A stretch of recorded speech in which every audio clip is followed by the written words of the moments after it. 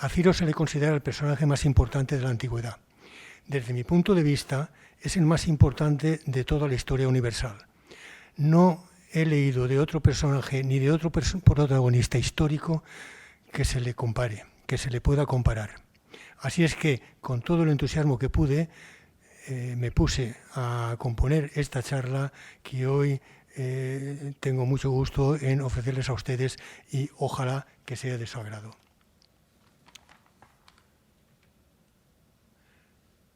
Hacia los comienzos del primer milenio antes de Cristo se produjo unos movimientos migratorios en el sur de la actual Rusia y en la región del Cáucaso en definitiva. Los protagonistas de estos desplazamientos fueron pueblos o tribus a los que genéricamente los denominamos como indoeuropeos. Desconocemos las causas de esos movimientos.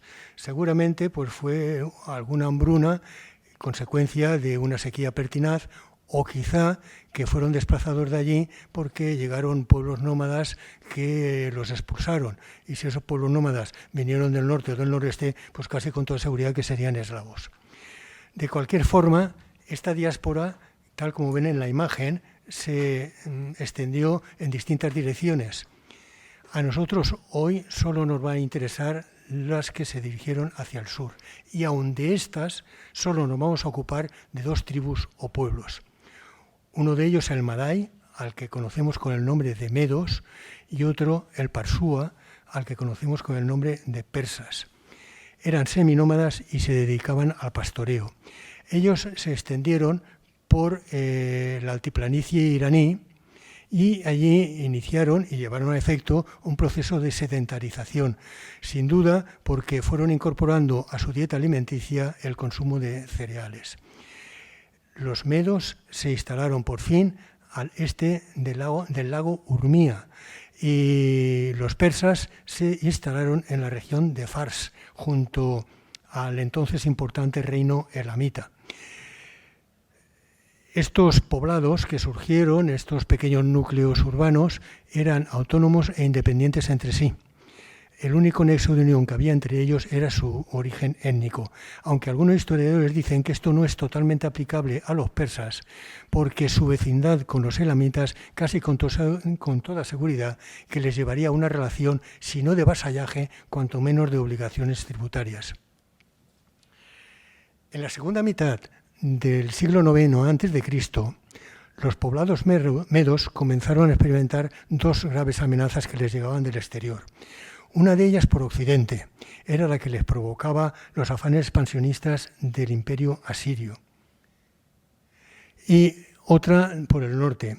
Esta la provocaban tribus escitas, que eran también indoeuropeas, eran nómadas, se les considera los mejores jinetes de la antigüedad y eran muy buenos arqueros. Esta gente se dedicaba al pillaje y al bandidaje y allá por donde pasaba pues solo que dejaba que la ruina. Con estos riesgos, con estos peligros convivieron estos poblados medos durante algún tiempo hasta que hacia finales del siglo VIII a.C. o principios del siglo VII, los poblados medos decidieron unirse para así poder ofrecer una defensa más firme ante estas agresiones. Es decir, que se constituyeron en reino. El primero de sus reyes fue Deyocés. Este fundó su capital, que fue Ecbatana, y Deyocés llegó a sufrir destierro ordenado por el rey Sargón II, un gran rey del imperio asirio. A Deyocés le sucedió su hijo Faortes, y de este lo único que diremos, porque interesa nuestro relato, es que llegó a someter a los persas. A partir de ese momento, los persas pasaron a ser tributarios de los medos. Faortes murió luchando contra los asirios. Y a Faortes le sucedió su hijo Ciaxares.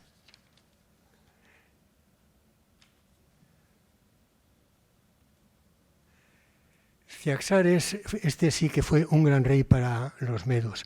Ciaxares consiguió expulsar de su reino a los escitas. Luego se alió con Nabopolassar, que era el rey de los babilonios, para enfrentarse al temible pueblo o imperio asirio. Es cierto que lo hicieron después de morir el último gran rey asirio, asirio que fue Asurbanipal. La relación entre medos y babilonios no está clara. No sabemos si fue una coalición interpares o si los medos fueron mercenarios pagados por los babilonios. De cualquier manera, funcionó muy bien. Ciaxares, el rey medo, tuvo el valor y la osadía de atacar y destruir la capital del imperio asirio, que era Nínive, y también hizo lo mismo con la capital religiosa, Asur. Y al final, en definitiva, ganaron aquella guerra y consiguieron abatir al gigante asirio.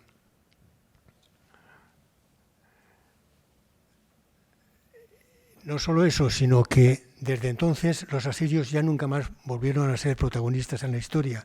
Y aún más, el pueblo asirio terminó desapareciendo. Naturalmente, los vencedores se repartieron el botín. A los babilonios les tocó la parte del león. Se quedaron todas las propiedades o todos los territorios asirios situados al oeste del monte Zagro. De los montes Zagros, perdón. Y con ello es con lo que constituyeron lo que hoy conocemos como el imperio neobabilónico. Los medos se quedaron las propiedades situadas al este de los montes Zagros y también las que los asirios tenían en Asia Menor, en Anatolia en definitiva. Y allí entraron en vecindad con los lidios. El rey de los lidios en aquella época era Aliates.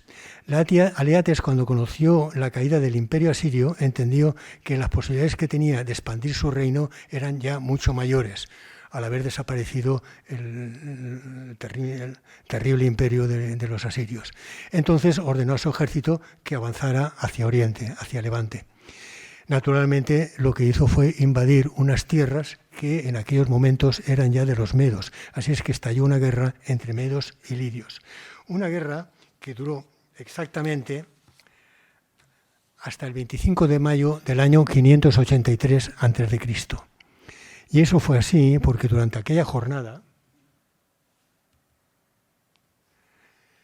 en medio de la batalla, el día se transformó en noche.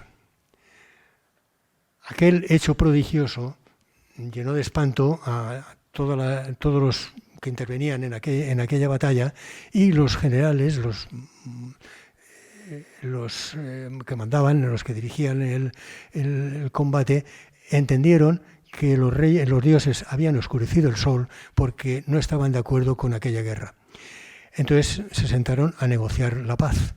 Como consecuencia de ello, decidieron que el río Halis fuera la frontera natural entre un reino y otro y que nunca la cruzarían con las armas en la mano.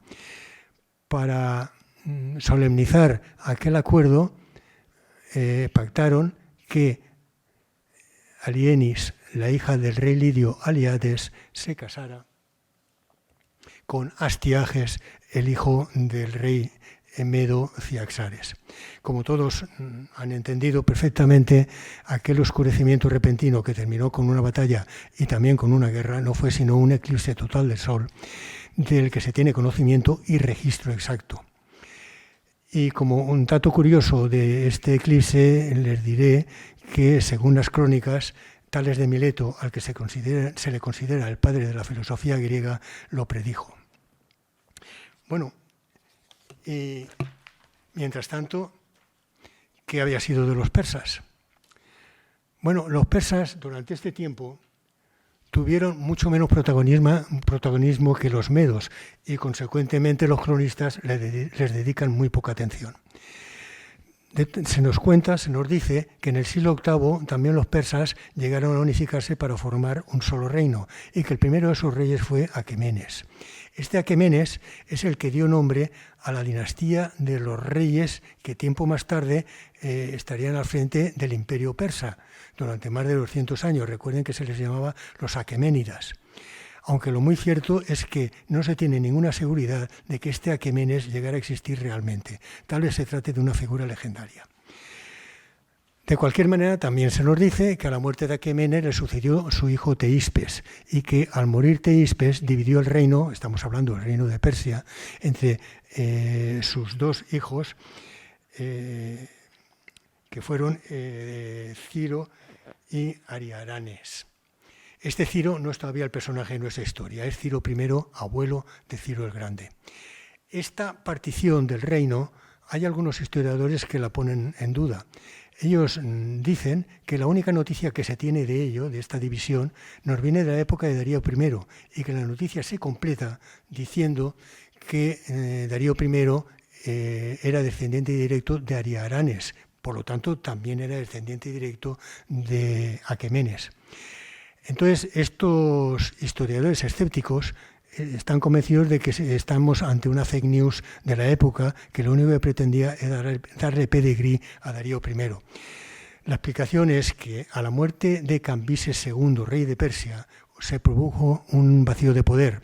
Hubieron varios personajes que pretendían el trono y al final quien lo consiguió fue Darío I. Si se construía un relato en el que se dejaba establecido que Darío I descendía de Aquemenes, se le daba legitimidad al trono. De no ser así, siempre se le podía considerar un usurpador. Esa es la razón que esgrimen estos historiadores. A la muerte de Ciro I le sucede su hijo Cambises I. Cambises I se casó con Mandane, que era hija de Astiages y de Arienis, la princesa Lidia, recordémoslo. Y de este matrimonio entre Mandane y Cambises I nace Ciro, aquel al que llamaron el Grande, aquel al que tanto consideraron los clásicos griegos. Heródoto en sus guerras médicas y Jenofonte en su Ciropedia. Heródoto nos narra un relato en relación con el nacimiento de Ciro ciertamente fantástico y novelesco. Él nos dice que estando Mandane esperando el nacimiento de su hijo, su padre Astiages tuvo un sueño en el que se le anunciaba que aquel niño que aún tenía que nacer le arrebataría el trono. Astiages, para evitar esa posibilidad, ordenó a su ministro Hárpago que cuando naciera el niño se lo llevara y lo abandonara en el monte. El niño nació y Hárpago debió pensar que aquella tarea no era propia de su dignidad y le trasladó el encargo a un pastor. El pastor obediente cogió al niño, se lo llevó, pero se daba la circunstancia que durante aquellos días la mujer del pastor había dado luz a un niño muerto. Entonces el pastor decidió abandonar en el monte a su hijo, el que había nacido muerto, y quedándose para sí a Ciro. Jenofonte, por su parte, se limita a decirnos que Ciro era nieto de Astiages. Pero hay otra versión, por conocerlas todas, y es de un médico griego que vivió unos 150 años más tarde, que se llama Teispes, y que prestó sus servicios en la corte persa entre los años 404 y 397 a.C. Este afirma rotundamente que Ciro era hijo de un bandolero y que no tenía ni tuvo ningún parentesco con Astiages.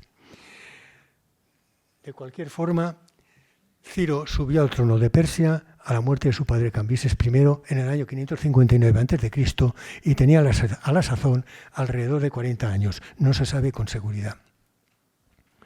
Sus primeras acciones fueron el incorporar al reino persa a algunas tribus persas también que todavía eran independientes.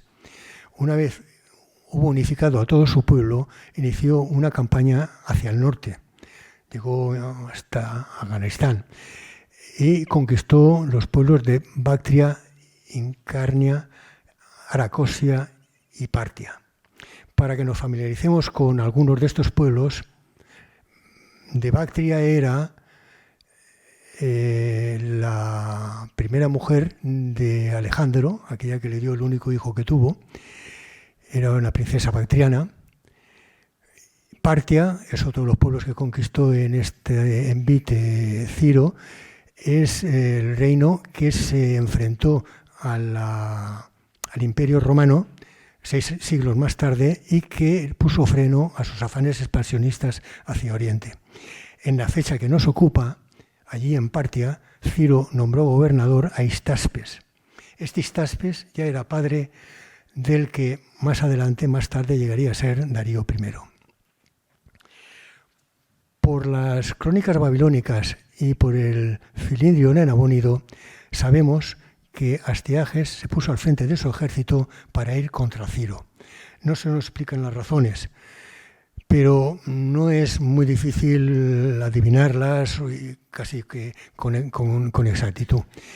Es lógico que Ciro, conocedor ya de su poder y de la fuerza que había adquirido con sus recientes conquistas, decidiera unilateralmente suspender de forma ya definitiva la obligación tributaria que tenía para con los medos. Y es lógico que Astiages decidiera ir contra él para dejarle claro que él era el líder de la región. Si llegó a pensar eso Astiages, hizo un mal cálculo, porque lo que sucedió fue que una parte de los generales con todo su ejército, o sea, con el ejército correspondiente, se pasó del lado de Ciro. Así es que aquello tuvo muy poca historia. Ciro venció en aquel enfrentamiento y parece que las cosas, las tornas se tenían que cambiar. Si hasta entonces los medos habían sido los dominadores y los persas los dominados, pues parece que a partir de ese momento los persas deberían de controlar la situación y los medos, bueno, pues ser los sometidos. Pero no fue así. Y es aquí donde empezamos a ver la gran talla política de Ciro. Ciro decidió que en aquel enfrentamiento no habían ni vencedores ni vencidos. Y además dijo que persas y medos eran lo mismo. Y lo demostró en todo momento. Entre sus consejeros, sus ministros, sus generales, sus gobernadores, se podían encontrar indistintamente a medos o a persas. Y no solo eso, sino que a Astiages, el rey medo derrotado, no le mandó a ejecutar ni lo encerró en lo más profundo de unas mazmorras, sino que le proporcionó una residencia en Ecbatana, su capital, y allí pudo vivir tranquilamente el resto de sus días. La siguiente acción que emprendió Ciro fue, a la vista de que tenía unas extensiones, unos territorios muy importantes, era buscar una salida al Mediterráneo. Y entonces inició una campaña en la que conquistó el norte de Siria, Armenia y Cilicia. Por aquellos tiempos, en Lidia reinaba Creso, aquel multimillonario de la antigüedad del que todos hemos oído hablar. Cuando Creso supo que Astiages, que era su cuñado, había sido derrotado por Ciro, entendió que aquel pacto, aquel acuerdo que había suscrito su padre Aliates con los medos ya no tenía ningún sentido. Así es que se puso al frente de su ejército, cruzó el río Alis, desde luego con las armas en la mano, e inició la invasión de Capadocia.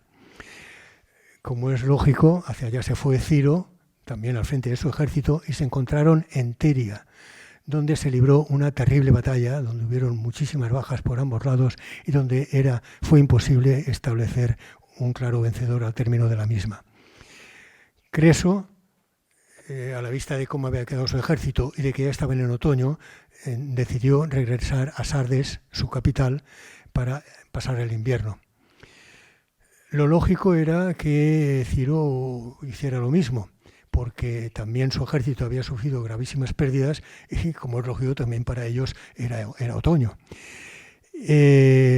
Pero las crónicas nos cuentan de que Ciro era un hombre de una gran determinación y muy enérgico. Así es que, seguramente en contra del consejo de sus generales, él decidió seguir a los lidios. Así es que unas cuantas jornadas más tarde, el Creso, desde su palacio de Sardes, podía ver al otro lado de las murallas a un ejército persa diezmado y agotado.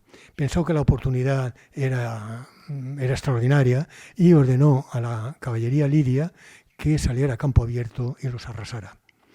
Entonces a Ciro o a alguno de sus consejeros o generales se les ocurrió una estrategia, una artimaña.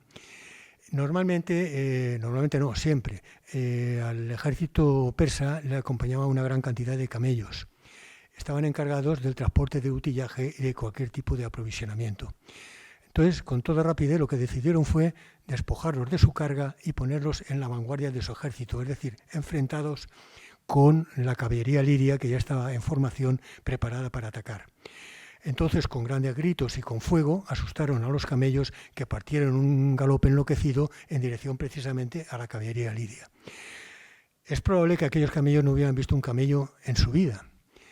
Y entonces cuando vieron el espectáculo que se les venía encima, pues debió de pasar de todo. Habría caballo que saldría disparado de allí intentando estar lo más lejos posible y cuanto antes. Y habrían otros que no podían hacerlo sujetos por sus jinetes, pero sin ninguna duda que darían saltos y cocearían. En definitiva, lo que realmente pasó fue que la caballería lidia perdió su formación sin ninguna posibilidad de recuperarla de forma inmediata. Y sus jinetes tuvieron que poner pie a tierra rápidamente porque se les venían encima los persas, la infantería persa. Se libró allí otra gran batalla, otra dura batalla, pero esta sí que tuvo un vencedor, un claro vencedor. Vencieron los persas. A continuación le pusieron sitio a la ciudad de Sardes, que 15 días más tarde se entregó. Según las crónicas babilónicas, Ciro ordenó ejecutar a Creso, pero los historiadores dan más crédito a lo que nos cuenta Heródoto. Según él, Ciro salvó la vida a Creso, lo trató con respeto e incluso lo nombró consejero personal. Y algún tiempo más tarde incluso lo nombró gobernador de Berene.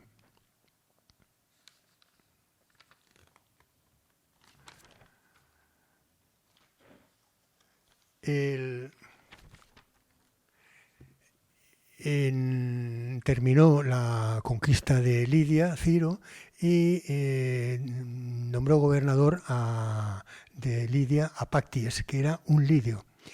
Dejó una guarnición de su propio ejército allí en Lidia y decidió regresar a Persia con el resto de su ejército.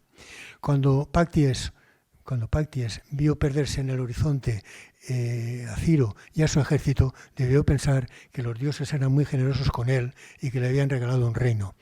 Inmediatamente se deshizo de la guarnición persa que había quedado allí y tomó posesión del reino para él. Cuando Ciro tuvo conocimiento de la tradición de Pacties, ordenó a su general Mazares que fuera a poner paz allí y a reorganizar aquello otra vez.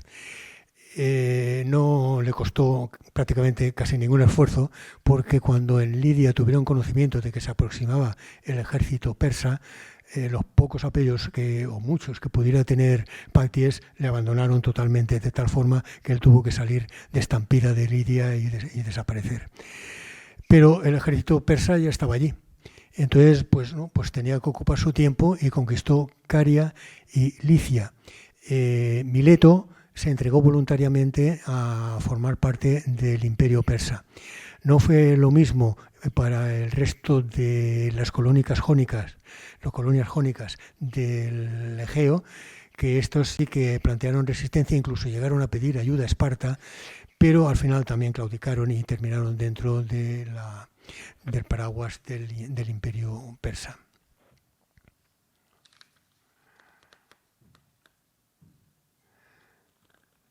Bien, en aquella época el rey de Babilonia era Nabónido.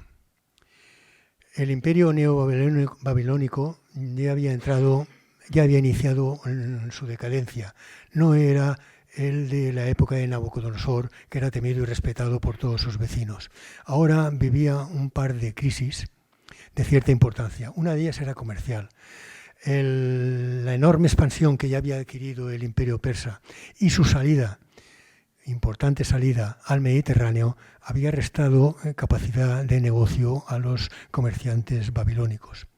Y además estaba la crisis religiosa, que esta la había originado el propio rey Nabónido, presionado por su madre. Él había decidido poner en lo más alto del pabellón divino al dios lunar Sin, desplazando para ello al dios Marduk, que era el que había ocupado ese sitio durante muchísimo tiempo. Es evidente que a los dioses no debe importarles demasiado en qué lugar del podio de la divinidad los situaran los mortales, pero a los sacerdotes del dios Marduk sí que les importaba y mucho. Para ellos era una pérdida de estatus, era una pérdida de influencia política, por lo tanto de poder, y desde luego era una pérdida económica, era una pérdida de ingresos. Así las cosas, Ciro en el año 540 a.C., se puso al frente de su ejército y cruzó los montes Zagros, iniciando la conquista del imperio neobabilónico. En el año siguiente, en el año 539, se estalló la batalla de Opis, situado a unos 50 kilómetros de la ciudad de Babilonia. En esta batalla vencieron los persas, que continuaron su avance hacia la capital. Únicamente tuvieron una refriega por el camino con una pequeña facción del ejército babilónico, pero llegaron hasta Babilonia. Allí en Babilonia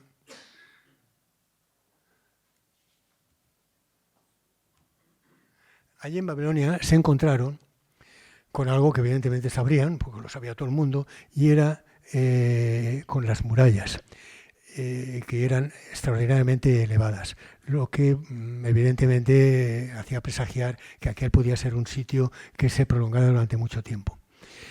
Pero otra vez se les ocurrió una estratagema a los persas. La ciudad de Babilonia estaba cruzada por un canal que tomaba sus aguas del río Éufrates. Entonces los persas cegaron la alimentación de aguas del canal, con lo que evidentemente el canal empezó a descender.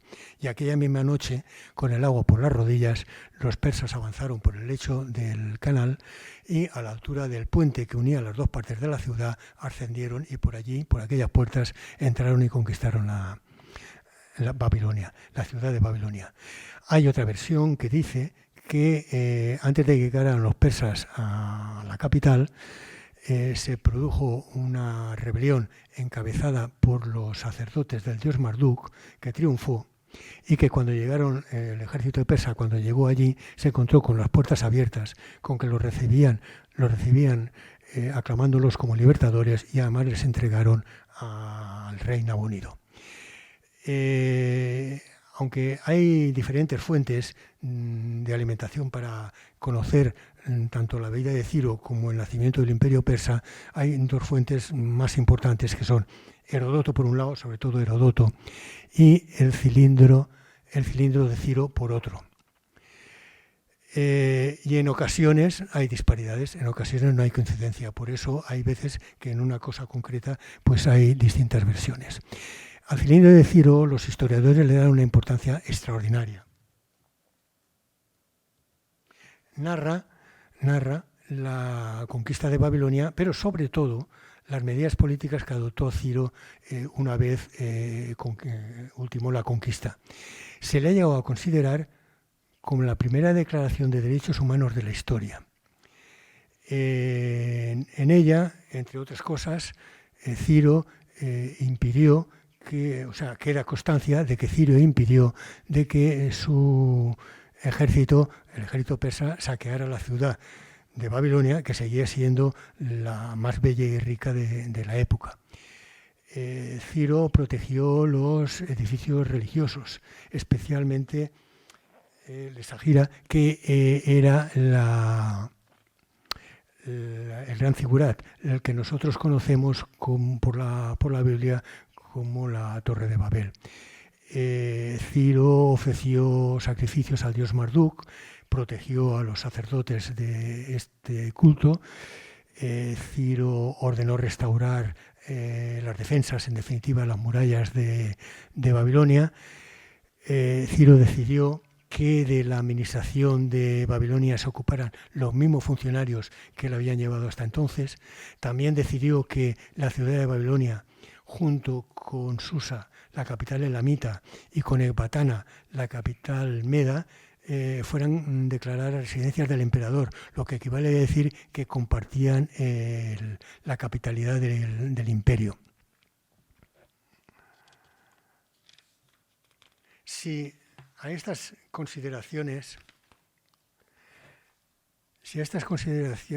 medidas políticas añadimos el hecho de que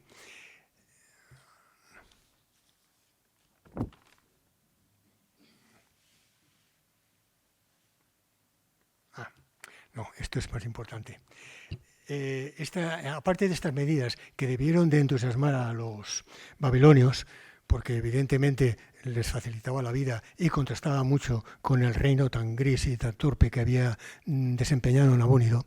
Junto a estas medidas, Ciro aún adoptó otras, no ese año, sino el siguiente, concretamente el 568 a.C., que fue el liberar a los pueblos que habían sido sometidos a destierro por parte de los babilonios. Y uno de estos pueblos fue el judío, que vivía 48 años en el exilio, al que le había condenado Nabucodonosor cuando conquistó Jerusalén y destruyó el templo de Salomón y los grandes palacios también de la ciudad. Ciro ofreció a los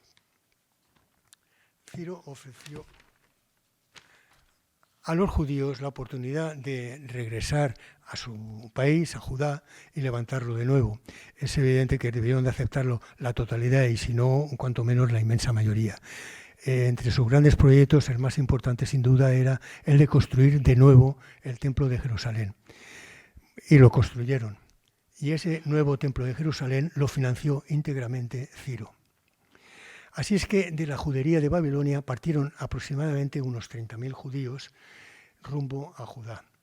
Esta expedición es un referente, es un hito, es, si me lo permiten, incluso un cordón umbilical dentro del proceso histórico, porque el hecho de que se produjera este desplazamiento hacia Judá y que se realizara supone que existiera un judaísmo y consecuentemente un cristianismo. Si esa expedición no se hubiera llegado a realizar, la historia de nuestro mundo se hubiera escrito de una manera distinta. Bien, en 20 años Ciro había conseguido configurar el mayor imperio conocido por la historia hasta entonces. Y claro, hemos de preguntarnos, ¿y cómo organizó aquello? ¿Cómo se las arregló para que aquellos reinos con sus propias características, con su idiosincrasia, tan alejada en ocasiones unos de otros, pudieran convivir dentro del imperio? Bueno, pues vamos a ver si lo conseguimos averiguar. Basándose en su origen como reinos, Ciro distribuyó su imperio en satrapías, en definitiva en provincias o circunscripciones territoriales y administrativas. Al frente de estas satrapías nombró a gobernadores. Las funciones de los gobernadores eran mantener el orden público, ocuparse de la recaudación de impuestos, encargarse de la administración de justicia, incluso ellos mismos actuaban como jueces supremos cuando era necesario, tenían que tener su propio ejército, tenían que sofocar e impedir cualquier movimiento externo o interno que atentara a la unidad del imperio, podían acuñar moneda. Normalmente los cargos de gobernadores, normalmente, aunque no siempre, eran ocupados por medos o persas, pero siempre, en todo caso, eran gente de confianza del emperador o del rey. A pesar de ello, existía un cuerpo de funcionarios que se llamaba ojos y oídos del rey, cuya función era vigilar, controlar, supervisar que los gobernadores se mantuvieran leales al rey y que no se sobrepasaran en sus funciones. Durante la época de Ciro hubo 26 satrapías. En el aspecto fiscal, todos los años se establecía cuál era la cantidad que cada satrapía tenía que aportar al imperio. Este cálculo se realizaba teniendo en cuenta las circunstancias que había acaecido el año anterior. Si había habido alguna epidemia, si había habido algún desastre meteorológico, un terremoto o cualquier cosa parecida, si habían participado en alguna acción armada, si el comercio había ido mejor o peor, si las cosechas habían sido buenas o malas, etc. Este importe era la cantidad que la satrapía aportaba al imperio, sin menoscabo y sin perjuicio de la acción recaudatoria que debía realizar el gobernador entre sus súbditos dentro de la satrapía. En cuanto a moneda, Ciro copió el mismo sistema que ya tenían los lidios. Recordemos que fueron los lidios los que inventaron la moneda. Entonces Ciro puso en funcionamiento, en circulación, dos monedas. Una de oro, el dárico, de 8 gramos, y otra de plata, el siclo, de 14 gramos. En el aspecto de las Fuerzas Armadas, ya sabemos que cada satrapía debía de tener su propio ejército. Aún así existía el ejército real. El ejército real estaba compuesto por la caballería, que se organizó copiando la famosa caballería lidia, y la infantería. Aún así, había también lo que se llama la guardia personal del rey. Esta guardia personal del rey estaba compuesto por 2.000 lanceros y 10.000 infantes. Era un cuerpo de élite. Para acceder a él había que superar pruebas muy rigurosas. Tenían un enorme prestigio y eran muy temidos. Los griegos de la época les llamaban los inmortales.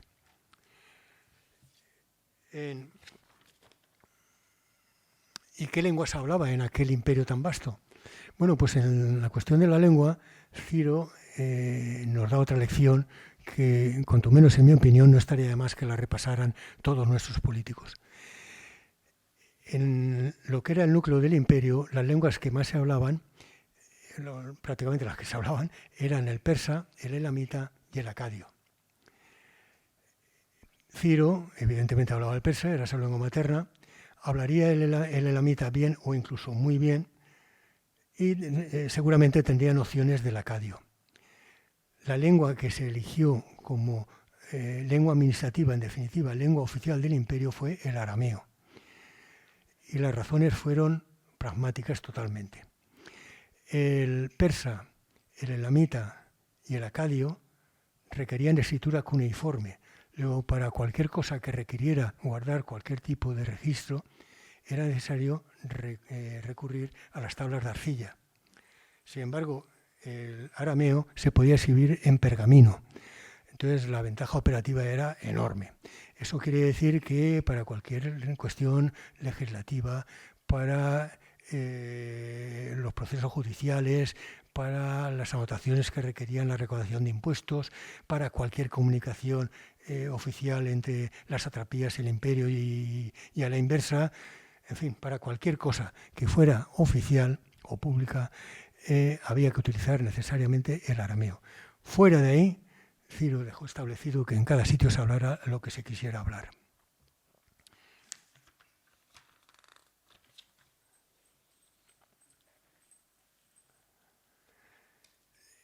Si a estas medidas políticas que puso en funcionamiento Ciro añadimos el hecho de que, en función de que procedían de antiguos reinos, las satrapías mantenían su propio sistema legislativo, mantenían los mismos funcionarios que tenían antes, mantenían los mismos cultos, en definitiva los mismos dioses. Si lo consideramos todo en su conjunto, nos daremos cuenta que Ciro lo que puso en funcionamiento fue un gobierno federal, aplicado con un nivel de tolerancia enorme. Él jamás puso en funcionamiento las deportaciones masivas a las que tan aficionados era el imperio asirio y que también practicó, aunque no tanto, el imperio babilónico. Y sus contemporáneos supieron valorar su enorme talla política. Fíjense lo que decían de ellos, lo que decían de él los sacerdotes del dios Marduk, un culto que en aquella época ya tenía más de 2000 años de antigüedad. No estamos hablando de cualquier cosa.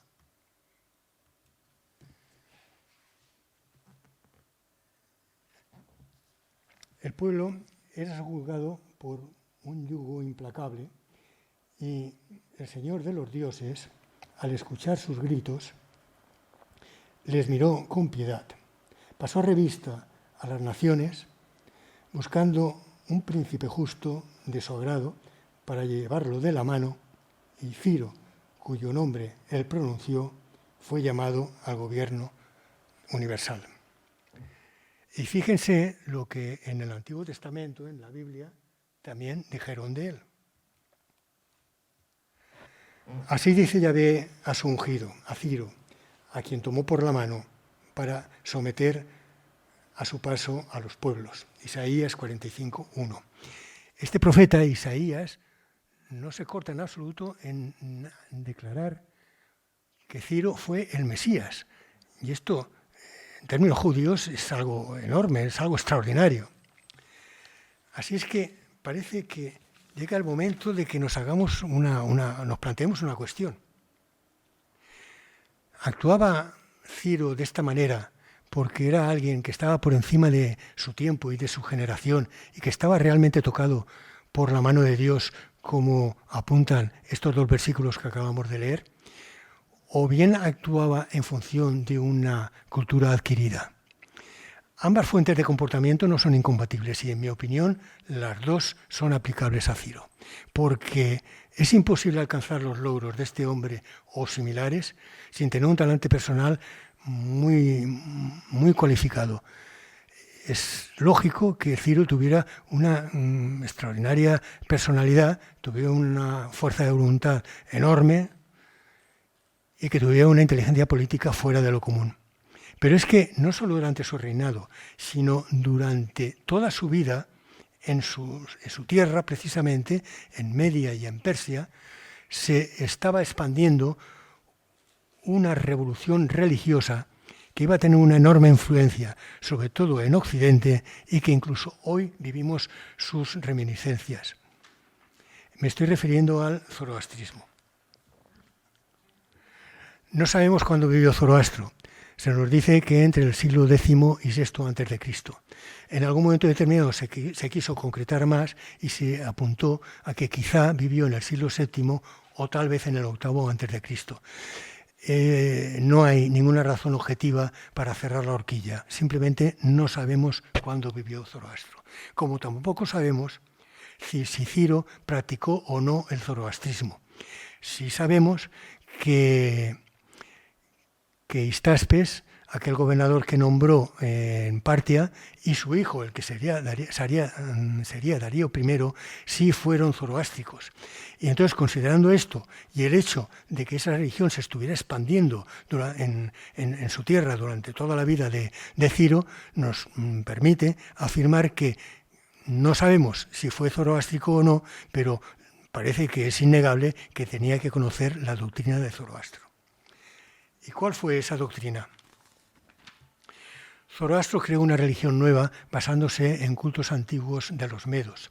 De hecho, tomó uno de sus dioses, Ahura Mazda, y dijo de él que era el dios del bien y de la verdad. Y enfrente de él puso a Arimán, el dios del mal y de la mentira. Y dijo que desde el principio de los tiempos la lucha entre ambos, entre Ahura Mazda y Arimán, es decir, entre el bien y el mal, venía produciéndose y que seguiría prolongándose indefinidamente. Y eso sucedería hasta que llegara un momento en el que Arimán por fin consiguiera vencer Ahura Mazda, lograra vencer a Arimán, es decir, el bien venciera al mal. Y eso sería cuando todos los humanos renunciaran al mal y renegaran de él.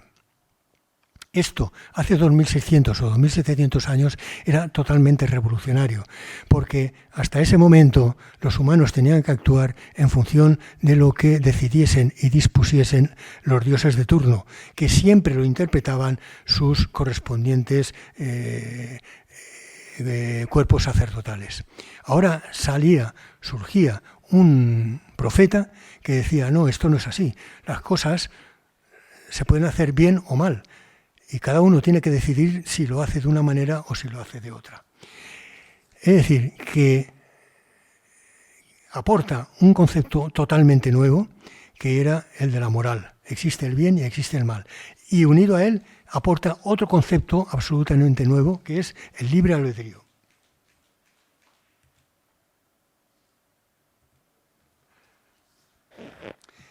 Escuchad con vuestros oídos. Es para una decisión sobre la religión, hombre a hombre, cada uno individualmente por sí mismo. Es decir, que cada uno tiene la capacidad de decidir por sí mismo si quiere actuar bien o si quiere actuar mal, aunque evidentemente Zoroastro siempre empuja en una dirección. En definitiva, Zoroastro en este caso lo que hace es priorizar la iniciativa individual para establecer el comportamiento personal. Si nos damos cuenta, es el primer mensaje humanista de la historia. Resulta tentador pensar en la posibilidad de que los humanistas griegos, en alguna medida, estuvieran influenciados por la doctrina de Zoroastro. La cronología lo permite perfectamente, pero no es más que una especulación. Otros valores que incorporó el zoroastrismo son la universalidad. Ya no se trata del dios de este pueblo o el dios de aquella ciudad-estado o el de este reino o el dios de aquella montaña. Ahora la divinidad es universal y afecta a todos los humanos por igual.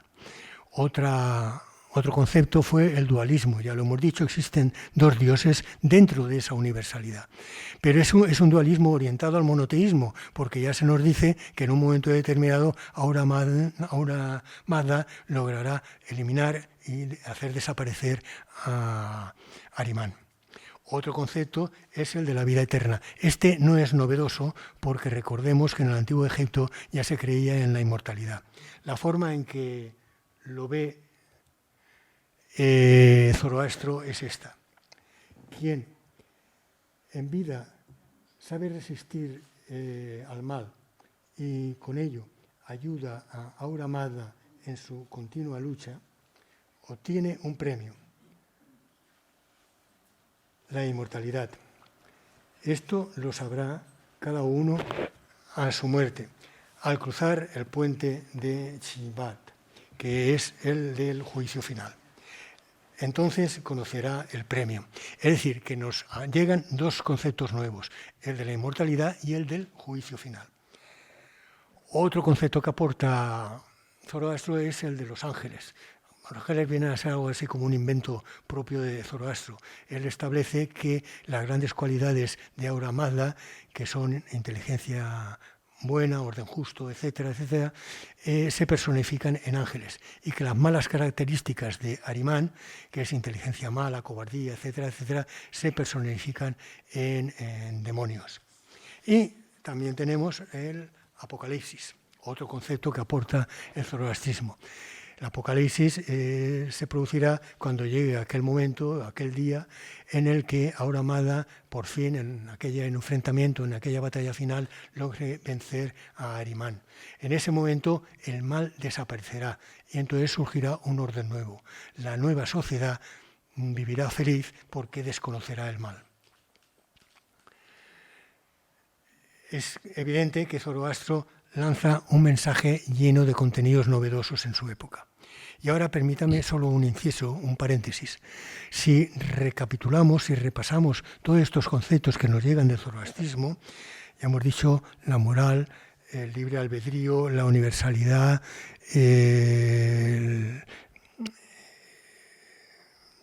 la inmortalidad, el juicio final, los ángeles, el apocalipsis. Si lo consideramos todo en su conjunto, ¿es posible que se pueda seguir creyendo que el judaísmo y consecuentemente el cristianismo está más cerca del yadismo que del zoroastrismo? Y cierro el paréntesis.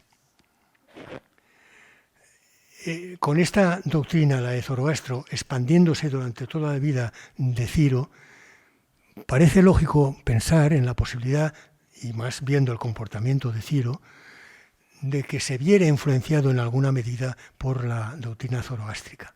Si esto es así, quiere decirse que se dio la circunstancia de que confluyeron el talento de un político extraordinario con la doctrina de un profeta no menos extraordinario. En el año 530 a.C.,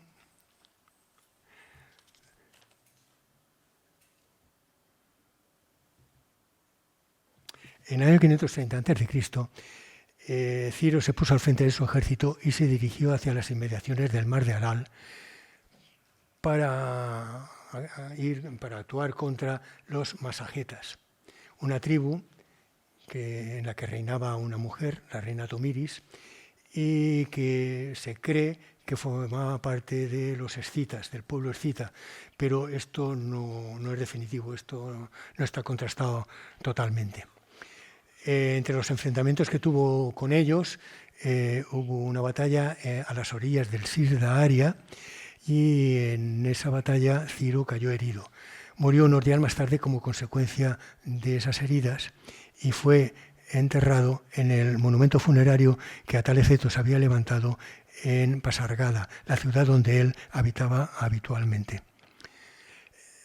Hay otra versión que dice que Ciro murió de muerte natural en la cama. A mí esta me parece mucho más lógica y más exacta, aunque sea menos épica que la otra.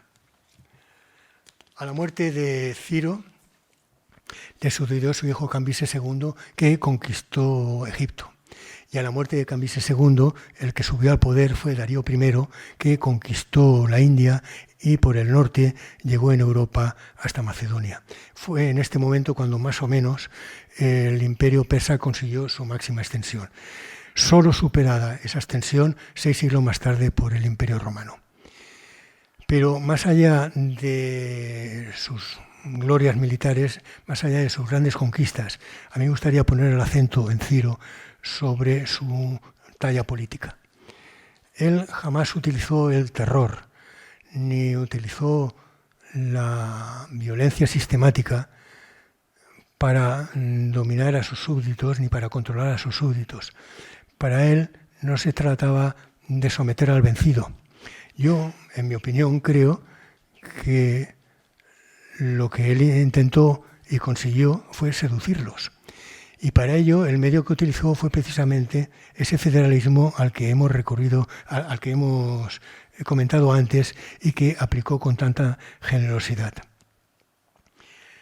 Ese federalismo, en la práctica, ¿qué suponía? Bueno, suponía que cualquier reino que pasara a formar parte, de la manera que fuera, al imperio persa, sus súbditos, todos ellos, igual que fuera un siervo, un campesino, un artesano, un mercader, un terrateniente, un funcionario, un noble, todos, no verían alterada su cotidianeidad, su día a día. Prevalecería la normalidad. No habría ningún cambio en sus vidas sustancial. Y no solo eso, sino que no verían en ningún momento amenazada ni su integridad física ni su patrimonio. Y es evidente que recibirían de buen grado la llegada de un gobernante que aplicaba esa política para con ellos. Así es que en una época como esta, en la que vivimos no solo a nivel nacional, yo diría que a nivel internacional, rodeado de una enorme cantidad de políticos mediocres, y creo que es algo importante el que paremos mientes, en que atendamos a una figura tan extraordinaria como Ciro, que quizá nos puede devolver un poco la confianza en que la gestión política en algunos momentos puede alcanzar unas metas y unos logros realmente altos e importantes. Muchas gracias por su atención. Gracias.